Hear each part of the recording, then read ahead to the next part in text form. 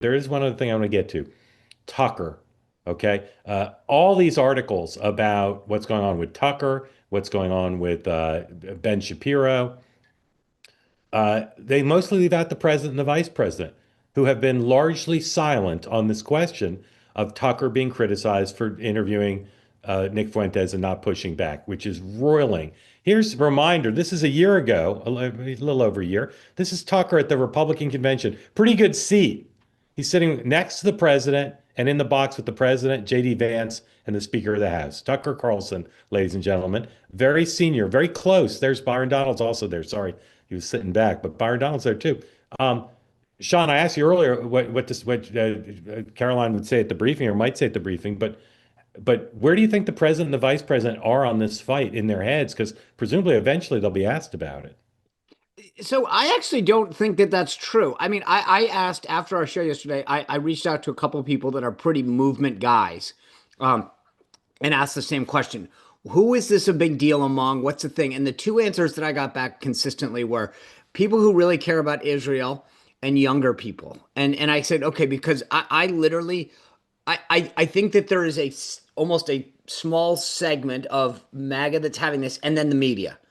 I don't think that it's the comment that I saw from Shapiro was a tweet that said no, no, no, no, no on this, and that. Like, I got to be honest with you. I don't. This is not. But if this didn't come up on, if you didn't bring it up, all right. Haley's saying no in the chat. I do read it. I've talked to a lot of people, and I think it depends on who you are, whether it matters. Dan. I think it's a big deal, and I think it's dominating stuff, and I think it's what we've talked about for the last few months, which is Israel and Palestine is not just a democratic problem. I mean, I've said this for months. Where is JD Vance going to come down on this? I would imagine Trump will have a press conference in the next few, usually after the election, the president says something, and Trump usually tries to go set the narrative. So he'll call into Fox and Friends tomorrow morning. So, he's going to do something to try to, especially if Democrats win, either hammer Mandani or whatever. He is going to get asked about this. And I think JD Vance will get asked about this. And I don't think it's black and white. I don't, Sean, you know this. JD doesn't want to offend young MAGA, and he doesn't want to offend the pro-Israel crowd of the party. They're both influential for their own reasons. So how do you finesse this? So let me ask you this, Dan. Do you think from where you read this that this is a fight over Israel, or is it an issue about Tucker platforming Fuentes or something else? I think it's all of the above. I think it is the fact that the young voters, first off, there's always been a portion of the anti-Israel that's kind of swirled out there. And Trump at times has been, again, good politicians want a big tent, and you find ways to send signals to different people, some of which you want under the radar and some of which you want very much on the radar. I think that it is a challenge with support for Israel. And should the U.S. be involved with money, with treasure, with time, with focus? And then there's the issue of free speech, of platforming, of not pushing back about I think the last thing you said, the Israel thing is important, but just as I think you said yesterday, you've got a socialist mayor versus a pundit or a podcast host. Well, Tucker's more than that, as Dan and I said yesterday. You saw he sat with the president, the vice president, the Speaker of the House at the convention. And to me, when I talk to people and I hear prominent people like Ted Cruz, it's the party's drawing a line and saying we cannot elevate or tolerate people whose views are not just controversial, are not just out of the mainstream. They're disgusting. Views of people who are disgusting that's what I think it's more about. Be tolerated. But Donald Trump has for 10 years tolerated people whose views are disgusting. This is it. Okay? And I to me this is the first chapter of the post-Trump world, because if Trump were still going to be running, Ted Cruz, I don't think, based on the evidence, would be saying, I'm drawing a line. This is disgusting. This is not acceptable. But he is now, and that's why it's so much pressure on JD, because JD's friends with everybody. JD's friends with everybody. JD previously, when those adult men had disgusting comments that were jokes, that I make a distinction between the jokes, still don't love it, obviously. And that's what JD said. These guys were joking around. He tried to pretend they were kids, they were adults. This is different. Nick Fuentes is serious as a heart attack. He's not joking around. And he is saying things that are disgusting. And Ted Cruz, to his credit, Ben Shapiro, to his credit, are saying, no, we do not tolerate that disgusting, not controversial, disgusting commentary. And that's to me why they're going to have to eventually speak to it.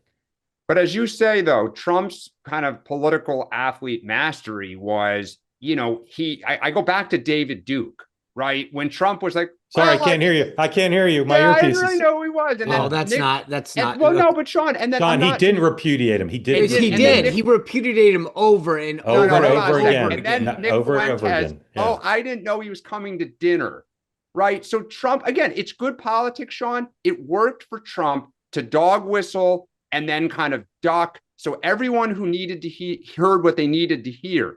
Is JD Vance that slick? Right? Yeah. This is going to be the issue. And Trump bullies people. But you guys, let me just clarify, David Duke. You're correct. You can find moments where Donald Trump offhandedly condemns David Duke and disavows David Duke. But he didn't do it every time, and he didn't do it in a way that was commensurate with what was required. But there's other difference, and this is where I'm agreeing with you. Trump didn't appear with David Duke. He didn't court David Duke's support.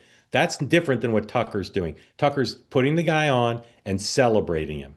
And that's what Ted Cruz and others cannot tolerate. But this is where I will say this politically, to your point about when Trump or JD gets asked, and to my response about with Caroline, I do think that there's a big difference. They're not invoking Trump, right? In the sense that the conversation isn't Tucker saying, where do you think Trump stands on Israel? They're having a discussion about Nick Fuentes' views and comments on history, on Stalin, on the Jews, on Israel, right?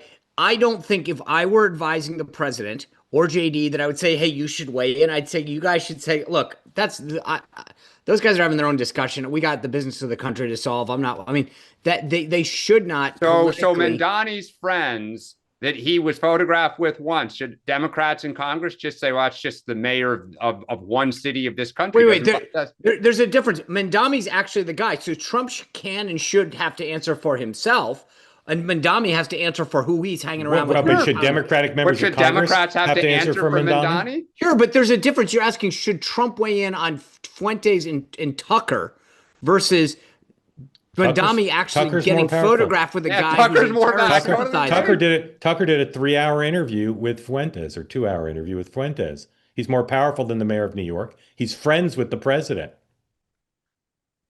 Okay, so now it's a one-off of everybody. There's a different. Mandami's with a guy who is an unindicted co-conspirator of Tucker's with the guy saying vile things and affecting the minds of our young men. Okay. So now the president has to answer for everybody that's been in his world? Well, I will go back to Mark's famous phrase that the chair, that the board of directors of MAGA, right, God rest his soul, Charlie Kirk, we said Tucker Carlson, right, Don Jr., it's not just anyone, it's a member of the board. Yeah, and that's official, by the way, when I said it. All right. They say that something that's easy is like a walk in the park. Well, easier than a walk in the park, hit the subscribe button, be part of the two-way community, never miss an episode, be part of our conversations. Thank you for your service to America. And don't forget, you can now listen to the morning meeting and Two-Way Tonight on Apple, Spotify, or wherever you get your podcasts.